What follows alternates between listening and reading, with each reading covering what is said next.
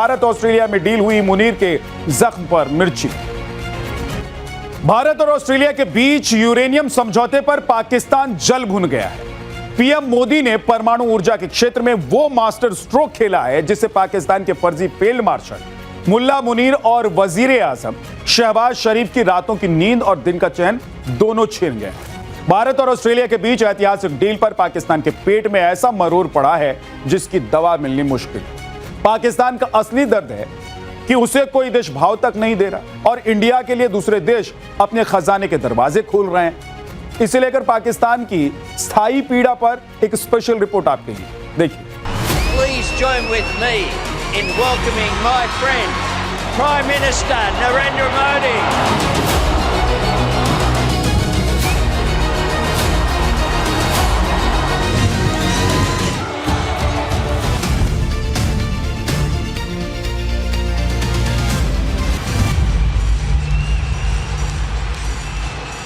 Nuclear energy के क्षेत्र में आज हमने एक महत्वपूर्ण समझौता किया है।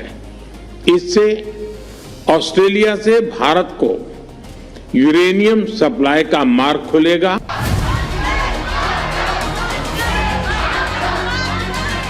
प्रधानमंत्री नरेंद्र मोदी के वैश्विक कूटनीति की ऐसे ही दुनिया कायल नहीं है। देश की तरक्की और खुशहाली को लेकर पीएम मोदी ने एक बार फिर ऐतिहासिक समझौता किया। भारत और ऑस्ट्रेलिया के बीच न्यूक्लियर एनर्जी क्षेत्र में बड़ी डील हुई है,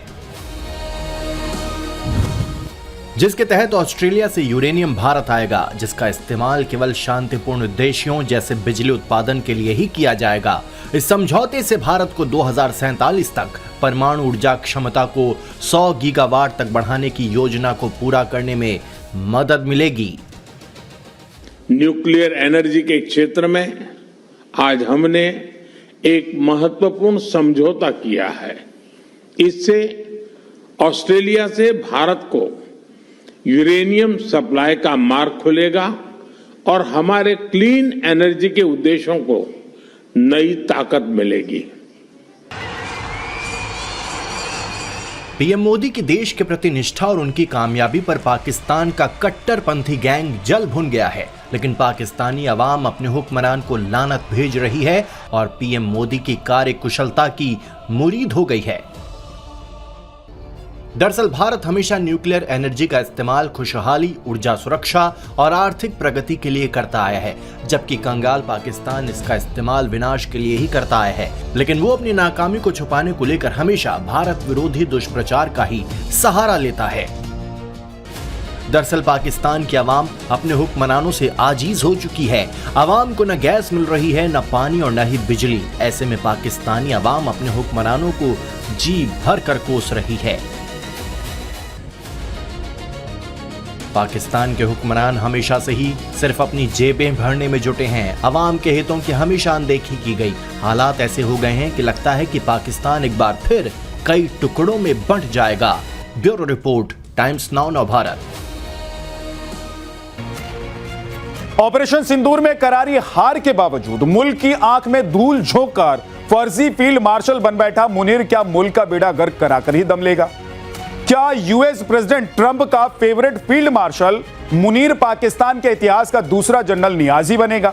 पाकिस्तान में आज बच्चे बच्चे की जुबान पर सिर्फ यही सवाल है कि मुल्क सही सलामत बचेगा या फिर बांग्लादेश की तरह जल्द ही पाकिस्तान का दूसरा टुकड़ा टूटकर अलग हो। इसकी वजह है बलूचिस्तान, जहां अब शहबाज सरकार और मुनीर आर्मी का कोई मतलब नहीं रह गया, कोई असर नहीं रह गया। बलोचों की आजादी का ख्वाब कैसे परवान चढ़ रहा है, एक स्पेशल।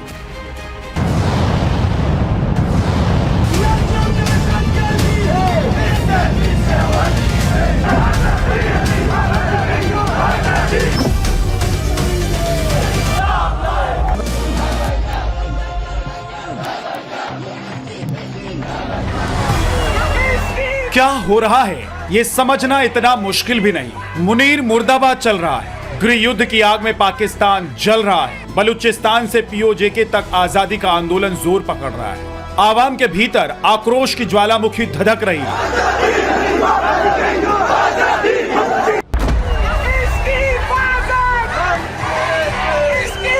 अब तो पाकिस्तान में ही कहा जा रहा है कि मुल्क को बंटने से कोई नहीं रोक सकता। सवाल यह है कि पहले बलूचिस्तान अलग होगा या फिर पीओजे के। पाकिस्तान को आज ढाका याद आ रहा है। वजह है बलूचिस्तान, जहां कहने को तो मुनीर गैंग की सरकार है, लेकिन राज आम लोगों का है। हालात यह है कि यहां मुनीर सेना न केवल सैन्य मोर्चे पर बलूच विद्रोहियों से मात खा रही है, बल्कि उसे भारी जन आक्रोश का सामना भी करना पड़ रहा है। शायद ही कोई ऐसा दिन गुजर रहा होगा जब बलूचिस्तान में मुनीर की फौज मार न खाती। ताजा हमला क्वेटा में हुआ है, जहां पुलिस थाने पर बड़ा हमला हुआ है, जिसमें कई दर्जन पुलिसकर्मी मारे गए। पाकिस्तान ने इसे टीटीपी का हमला बताया। पाकिस्तानी मीडिया दावा कर रहा है कि 5 घंटों तक टीटीपी के आतंकियों ने वहां तांडव मचाया, लेकिन मुनीर की सेना ने डर के मारे वहां जाकर हमलावरों का मुकाबला करना भी मुनासिब नहीं समझा। अब पाकिस्तानी ही पूछ रहे हैं कि क्या मुनीर सरेंडर मोड में है? क्या बलूचिस्तान हाथ से पूरी तरह निकल चुका है? क्योंकि इतनी कमजोर हालत में पाकिस्तानी सेना पहले कभी नहीं थी। बलूचिस्तान में बीते 3 दिन में 42 पुलिसकर्मियों के मारे जाने के बाद मुनीर ने अपने जमूरे को मीडिया के सामने भेजा, जिसने हमेशा की तरह कैमरे के सामने फिर बड़ी बड़ी डींगे हाथ। संकल्प में एक छोटे से ब्रेक की चर्चा है। साबरमती जेल में कैद अंडरवर्ल्ड के डॉन लॉरेंस को लेकर हल्ला मचा हुआ है कि अमेरिका भारत से लॉरेंस को ले जाए।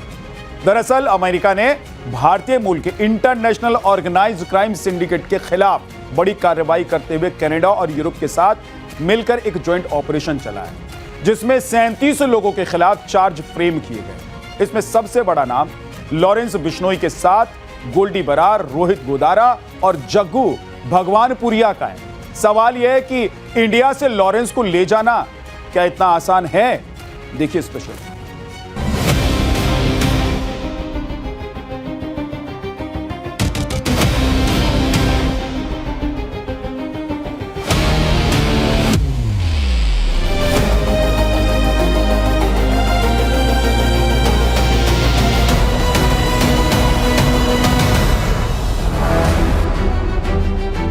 साबरमती जेल में कैद अंडरवर्ल्ड डॉन अब इंटरनेशनल वांटेड हो चुका है। दुनिया के सबसे ताकतवर मुल्क की ताकतवर सुरक्षा एजेंसी ने लॉरेंस के नाम की पर्ची फाड़ दी। जी हां, अमेरिका के डिपार्टमेंट ऑफ जस्टिस ने इंडियन ओरिजिन के इंटरनेशनल ऑर्गेनाइज्ड क्राइम सिंडिकेट के खिलाफ अब तक की सबसे बड़ी कार्रवाई की। न सिर्फ अमेरिका बल्कि इस ज्वाइंट ऑपरेशन में कनाडा और यूरोप भी शामिल है। इस ऑपरेशन का नाम है ऑपरेशन हार्ड बॉल।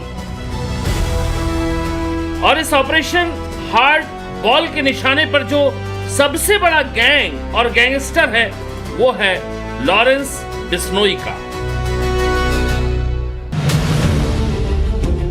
अमेरिका से आई इस खबर ने पूरे अंडरवर्ल्ड में हड़कंप मचा दिया है, क्योंकि ये पहली बार है जब अमेरिका ने सीधे लॉरेंस बिश्नोई और उसकी गैंग को टारगेट पर लिया है। ऑपरेशन हार्ड बॉल में कुल 37 लोगों के खिलाफ अमेरिका की फेडरल कोर्ट में 3 अलग अलग चार्जशीट दाखिल की है, जिसमें गैंगस्टर लॉरेंस बिश्नोई और कुछ समय पहले तक सहयोगी रहे गोल्डी बरार, रोहित गोदारा और जग्गू भगवानपुरिया जैसे कई नाम शामिल हैं। अमेरिकी जांच एजेंसी का कहना है कि ये गैंग सिर्फ भारत तक सीमित नहीं थे, बल्कि America, Canada, Britain, Europe, Australia और न्यूजीलैंड तक फैले थे। इनका नेटवर्क हत्या, सुपारी किलिंग, रंगदारी, ड्रग तस्करी, हथियारों की सप्लाई, अपहरण, मानव तस्करी और मनी लॉन्ड्रिंग जैसे संगठित अपराधों में सक्रिय था। ऑपरेशन हार्ड बॉल के तहत अमेरिका में 13 लोगों को गिरफ्तार किया गया। इनमें 11 कैलिफोर्निया, 1 इंडियाना और 1 जॉर्जिया से पकड़ा गया। कनाडा से 3 और स्पेन से 1 आरोपी गिरफ्तार हुआ। 7 आरोपी पहले से ही अलग अलग मामलों में जेल में बंद है। अभी भी 10 आरोपी फरार है। इनमें 7 अमेरिका में, 2 भारत में और 1 यूरोप में छिपा हुआ बताया गया है। इनकी तलाश जारी है। इस तरह कुल 24 गिरफ्तार हुए हैं और 10 आरोपी अब भी फरार हैं। इस पूरे ऑपरेशन के दौरान जांच एजेंसियों ने लगभग 1000 किलो कोकीन, 1 किलो हेरोइन, $40,000 नगद और 12 हथियार बरामद किए हैं।